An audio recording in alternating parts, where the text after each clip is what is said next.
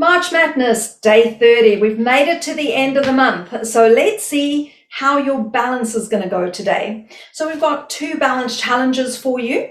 The most important thing is that we use all that beautiful hip strength and abdominal strength that we've gained throughout the series.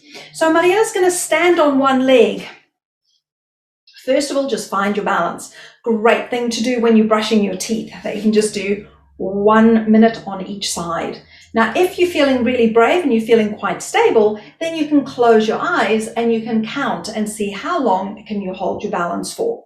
Writing reactions are fine, and Mariela's doing an incredibly good job there. Good. And relax. And you'll do that on both sides. Just remember, the first time is probably not going to be so great. So you might have to do this 2 or 3 times so that your body can learn and improve on your balance. And if you did this every day, you'll find that very quickly your balance will improve, because balance is a learned behavior. Closing your eyes really challenges your balance, so that's why we do it. But if you're feeling unsafe or unsteady, then please do hold on to something so that you can grab hold of it. Just make sure it's something really stable. Then we've also got another challenge for you. This is a different kind of balance challenge.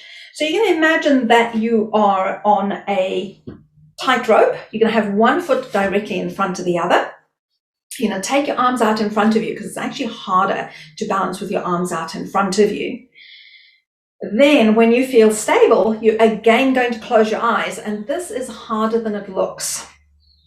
And again, counting, we're aiming for at least 15 seconds. Woohoo, Mariela's doing a great job. It's not easy. And then relax. And then we will also do it on the other side. So there are 2 beautiful balance challenges to end March Madness. I hope you've enjoyed your month with us, and I hope that you keep finding inspiration.